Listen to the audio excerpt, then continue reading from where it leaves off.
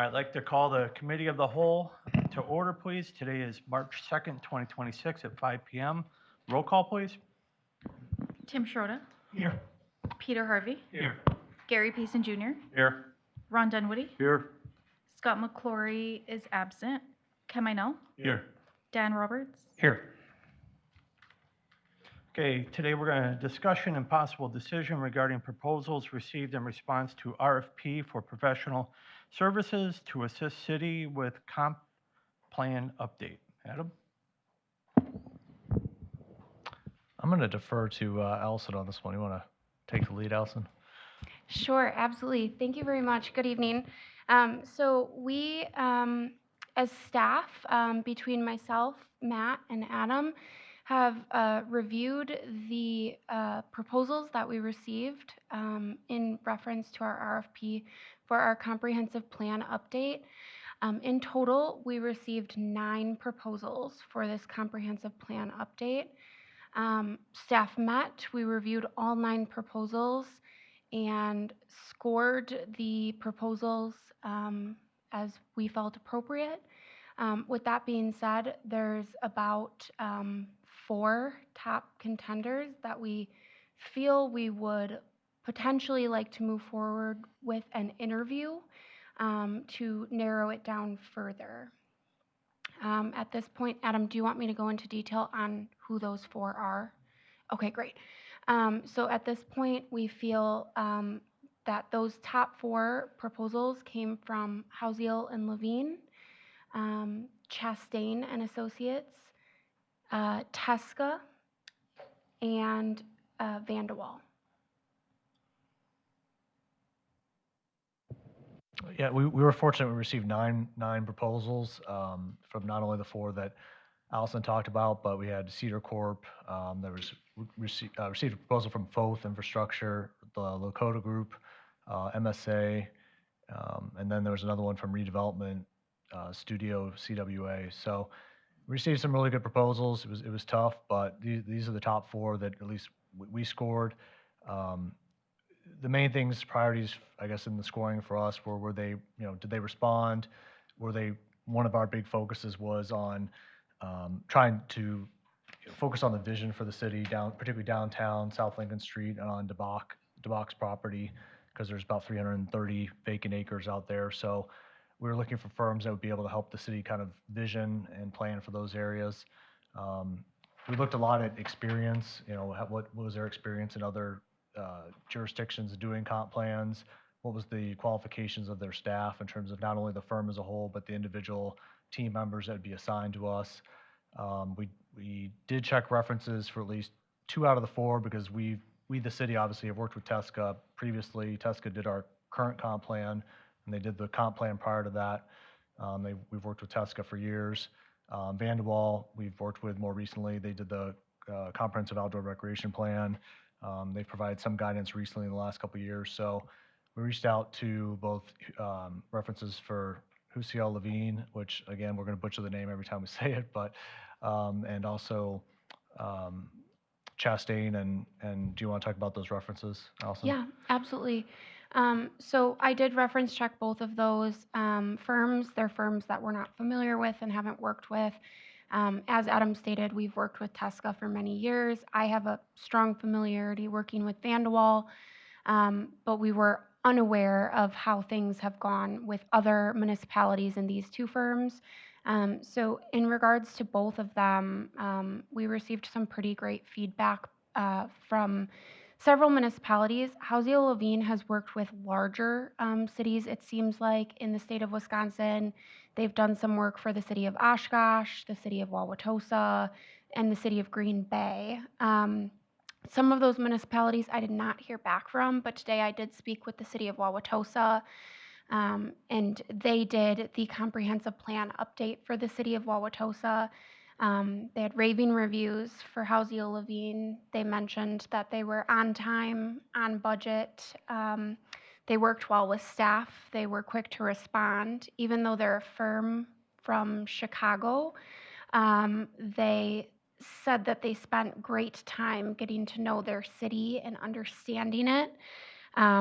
because originally they did have concerns about possibly using a firm from so far away, but they said that they exceeded their expectations, and, really created a comprehensive plan that was easy to read and user-friendly.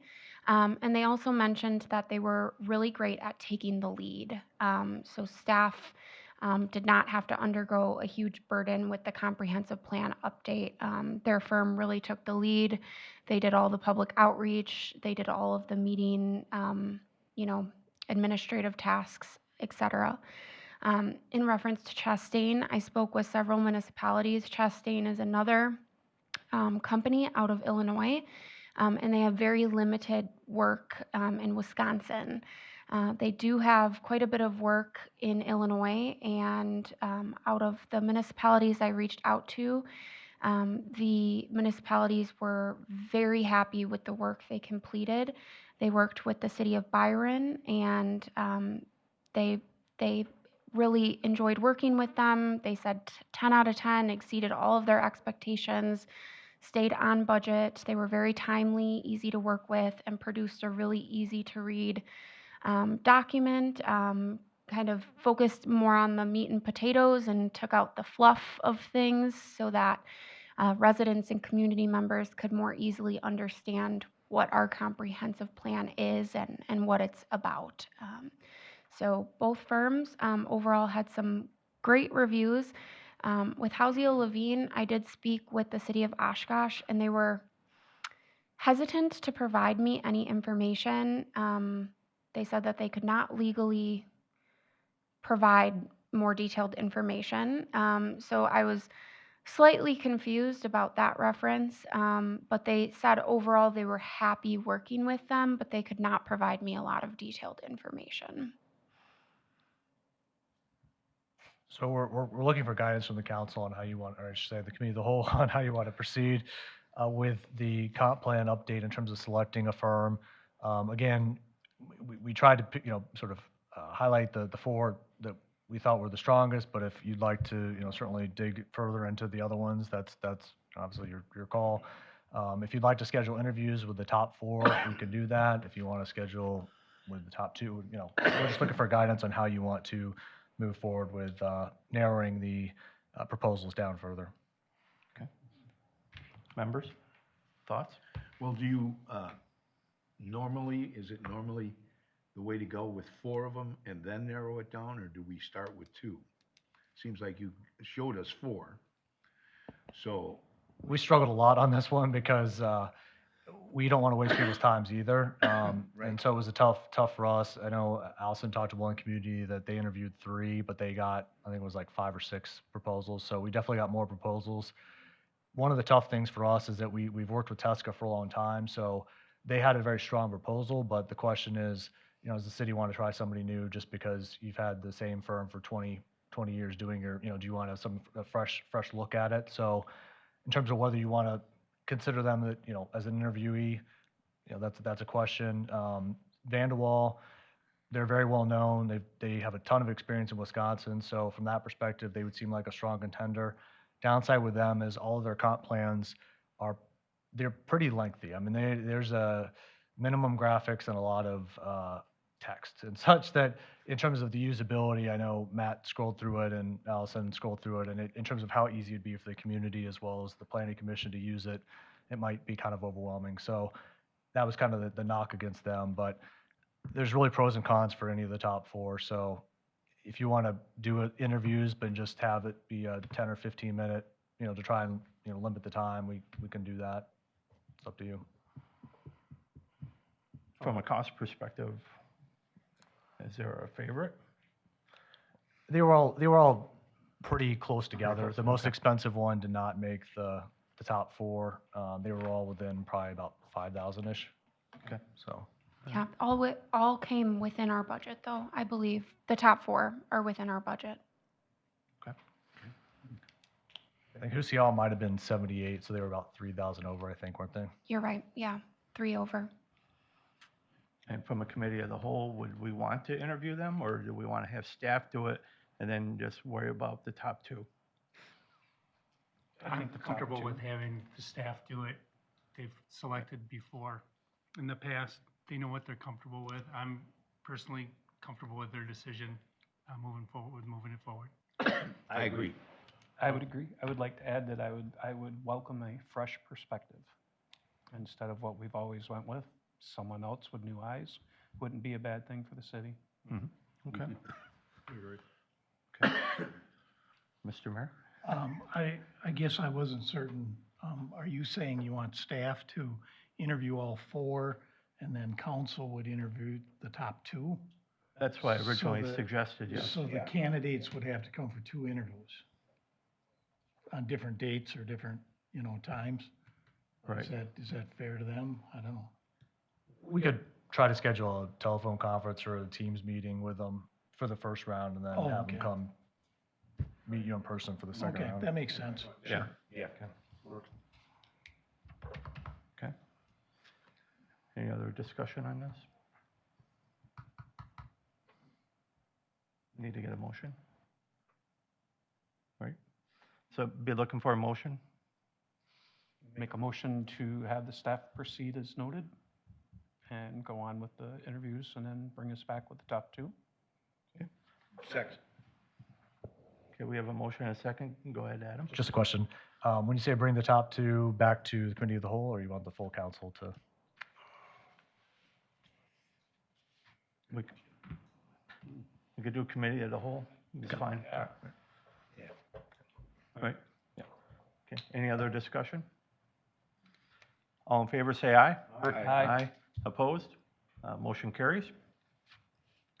Okay, next, discussion regarding impact of Town of Lafayette pending withdrawal from EAFD service agreement on fire department's operations. Item A, status of budget review by city departments. B, information regarding fire department operations in other Wisconsin jurisdictions. And C, history of fire department budgets and city levy increases. I put them all together because I know how we start getting going. So, Adam? Yeah, so wanted to just update you from the last committee of the whole meeting.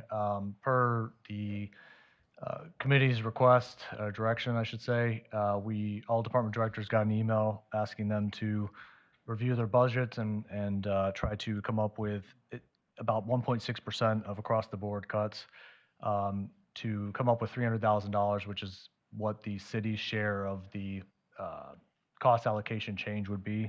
So that wouldn't address the increase for Sugar Creek or Geneva, it would just address the city's $300,000 portion of that. So most of the departments have responded, waiting on a couple more that are working on it. The deadline for that is March 4th, so we will come back at the next committee of the whole meeting to give an update on that. So I don't know if there's any questions about that part. Any questions? No? Okay. Just wanted to note that we did do some research too about the maintenance of effort. We did get some information about that, which I guess we can talk more next time, but we have been doing research on that. I know that was another question that came up last time too. In terms of the information regarding fire department operations in other Wisconsin jurisdictions, over the last couple of weeks, we've just been reaching out to other fire departments and looking at their annual reports and just trying to find out, how are departments staffing? How many full-time firefighters do they have? How many calls do they have? How many are they putting on each shift? And then looking at that in relation to their overall assessed property values, just to get a sense as to kind of what is the industry norm or what's the industry standard. Matt, can you scroll up to the page before that? There you go, that one.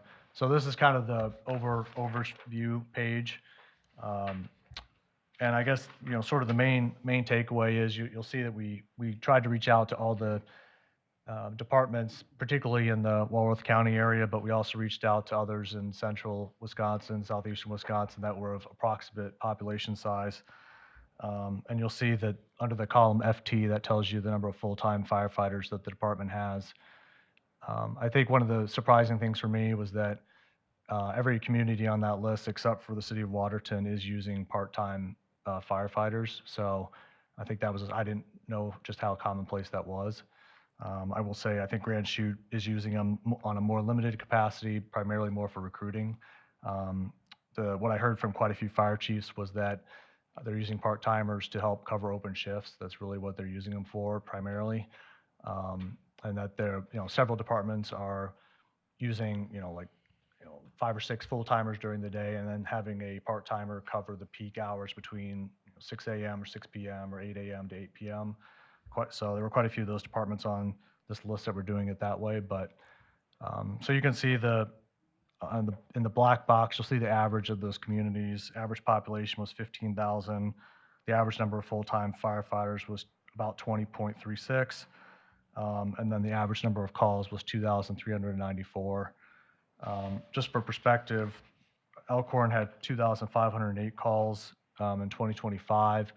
That does include Lafayette. So because this exercise is largely being driven by planning for Lafayette's withdrawal, we took out what Lafayette's portion would be, and we'd be at 2,293 calls. So that just gives you some context as to what staffing might be needed once Lafayette, if and when Lafayette leaves. So, and then if you just flip the pages, we just tried to categorize some of the information for you, looking at the population of each of these communities, what the population is per full-time firefighter. And I would point out too that on the prior sheet and you don't need to scroll to it, Matt, but okay, that pretty much every community on that list is providing service to towns. So there's a varying number, but a lot of the communities on the list are providing service to towns as well. Burlington's one of the few that's not, but that's just for informational purposes. But if you scroll, Matt, to the next page, yeah, that one, like I said, that's the population per full-time firefighter. If you scroll to the next one, you've got number of calls per full-time firefighter. And I did, again, make a note on here that the 2293 would be based upon without Lafayette being in the total. On the next page, you'll look at the expense per call. And these are most of the communities on here, we took the budget for the fire department and EMS as a whole.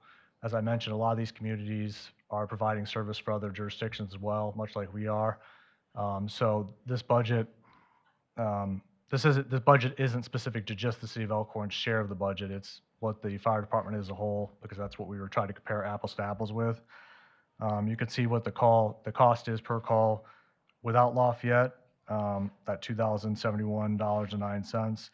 And then with Lafayette, the average cost is $1,893.55. So that's, again, for informational purposes. Next page, Matt. We were curious as to, in terms of if you looked at our assessed property value, one of the big things that, in comparisons of the city to Lake Geneva, for example, Lake Geneva's assessed property values are $1 billion more than the city. So I just want to repeat, $1 billion more than the city. And so as a result, we really wanted to get a sense as to how do our assessed values compare with the other, fire departments in the area and of similar size. And we took the overall fire EMS budget and divided it by the assessed property value.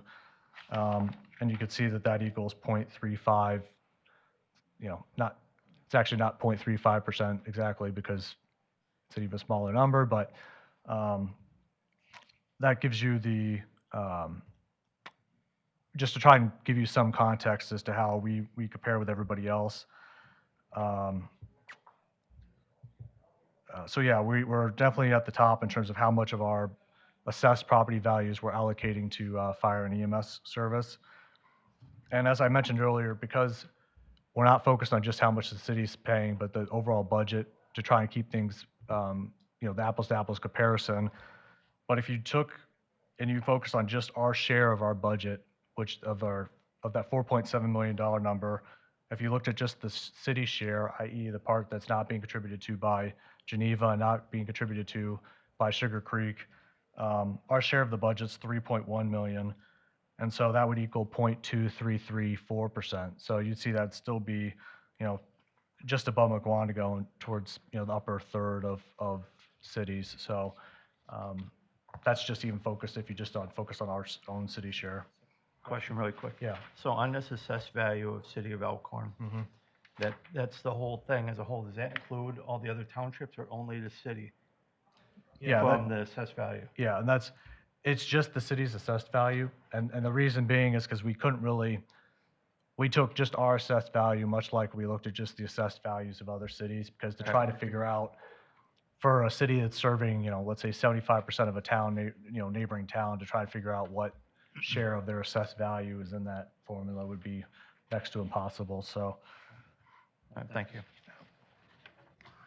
And then just wanted to, and this segues into kind of the last part about it, which is the history of our fire department budgets and city levy increases. I know this is something that the mayor asked me to look at, which was looking back at our city levy increases and then how much, the cost has been for the fire service over the years. And you could see that, particularly since 2021, you'll see that we had the referendum levy increase in 2021, which is why you see the $1,395,000 increase for the operating levy, and this is on the far right column. But since that time, the levy increases and this is for the city as a whole. So because of the levy limits, this is what we've been able to raise the city budget as a whole for operating purposes across all funds. And so you can see that in 2022, we were able to raise the levy citywide for all funds, or I should say all general fund tax-supported departments by $55,000. It was $320,000 in 2023, and 24 was 132. It dropped in part because the property tax aid change in 25, and then it was only 19,000 in 2026. So you could see that since 2020, if you just look at 2022 through 2026, we've been able to raise the levy citywide by $468,000, and the city's share of the cost for the fire and EMS service has gone up by $654,000. So, even if we allocated 100% of our levy increase to the fire department, it would not have covered the full increase in the cost allocation. So that just, it's to help give people context, the council context as to, how much the levy has gone up, and it's really not been a lot. And some of the numbers you see in there are because, again, largely the levy referendum increase, but two, we did have some unused levy increase a few years ago. So there's just not been a lot of significant levy increases since then. So it's just for informational purposes, so the council and committee of the whole can get some historical context. On average, the fire and EMS operating budgets increased about 8% per year since 2021. And then the last page, actually there's two more pages. The second to last page shows you, just again, for the fund, the general fund, it'll just show you the allocation of the general fund to general government, law enforcement, fire protection, public works, and recreation. And you can see that it went from being about 6.75% of the general fund in 2014 up to 23.5% in 26. And then obviously the EMS fund has increased from $531,000 to $2.6 million in 2026. And these numbers are strictly operating, so these don't include even capital expenses, it's just strictly operating. This just was, again, to help you understand the growth and the comparison between the different departments. And then just the last page, as I mentioned in the very, very beginning, that a lot of the towns that are, or a lot of the departments that are on our list that we were looking at are serving other jurisdictions, other towns. So Chris Sprigler, our treasurer, did a good job trying to put this together. And basically just looked at all the municipalities that we surveyed for fire departments, and he provided the population that they're serving, as well as what communities they're serving, as well as what the square miles or the acreage is of those communities. So I know it's a lot of information. It was just to give you some preliminary information as we continue on in the coming weeks, months, and I don't know if I say years, but as we just move forward with discussing the budget. So. All right, thank you, Ed. Members, any comments, questions? discussion? Mr. Mayor? Anyone else? First, I want to thank Adam, and I think Corey had a lot to do with this, Chris. Put together a lot of numbers for us.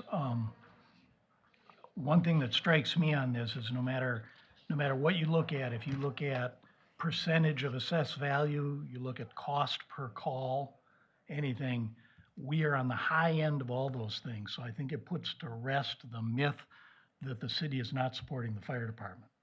We hear that constantly, and it irritates me, I guess, that we're on the high end on cost. Our total budget is higher than a lot of departments.